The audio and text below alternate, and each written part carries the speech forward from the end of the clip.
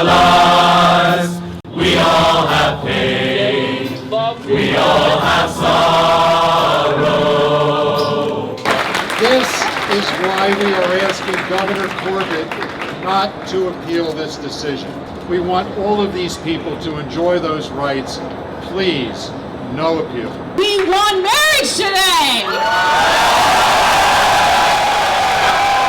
I want to express our full and overwhelming gratitude to our lawyers at the ACLU, at Hangley Aronchick, and everyone else that partnered with them. We know that you were the ones who made this fight possible. I've been in public life for many, many years. I've been a lead lawyer in many large cases, big issues. And I can't think of one that is more important to me, more important to people generally, than the Whitewood case. We were the first couple today to get a marriage license. It was just kind of a whirlwind when the decision came out. You know, we're going through and reading the opinion, but the feeling was almost like it was a weight lifted off my shoulders, because it was like, okay, it's finally here. We can finally do the work that we need to do going forward. We're waiting for the opinion. We know it's coming down. We know it's coming down sometime after 2 o'clock. 2 o'clock is passing, and all of a sudden, there it is. And I'm going, is this it? This must be it. Let's get it open as soon as possible.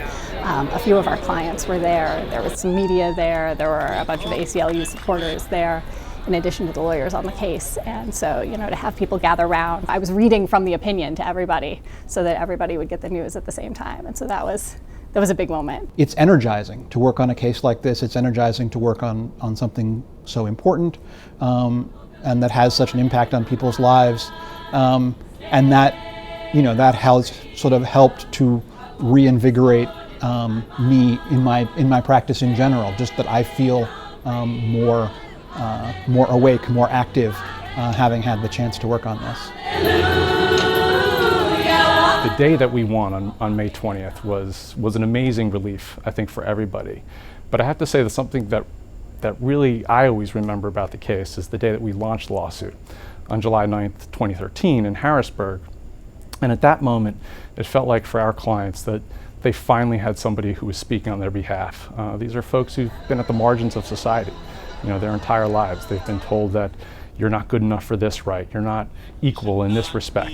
And on that day, they stood up in Harrisburg, and chins were held high, and they had people standing with them, including myself. And it really felt like for them that day, or for us, for that day, we really helped bring them into the fold. Marriage, equality, freedom to marry is nothing to fear and everything to celebrate. I think my work on this case has shaped me as a lawyer in that, we can really push things forward. A lot of what we did on this case, there was a lot of strategic thinking that went into how we shaped this case, and that applies to work in this context, the civil rights context, work in business context, doing the best work we possibly can for all of our clients. Thinking 3 steps ahead, thinking when we're putting the case together about how it's going to come across, not just to the parties, but to the judge, to other people who have an interest in it, and recognizing that we're not doing our work in a vacuum. When I came to Hangley Aronchick, that was one of the big focuses for them, was pro bono work. And again, I've been practicing for 20 years now, and I've done a lot of pro bono work. So I was glad to see that when I was coming to this firm that I would be able to continue that work. Something that's really important when you take on a pro bono case. You're not just doing something for free. That doesn't mean you give the effort that's commensurate with a $0 invoice. You give the same effort as if these clients were paying your full freight bills.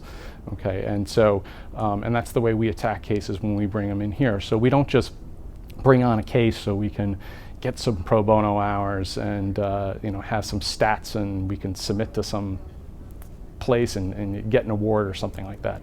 It's something deeper than that. As a profession, and members of a profession, we take that seriously. We did this case in the most highly professional manner possible. Our firm does that in our litigation. We are famous for that. And we put everything into this case that we would in any other case. So we worked it over very carefully and strategically. We assembled the greatest experts we could find on all the issues we thought might be raised.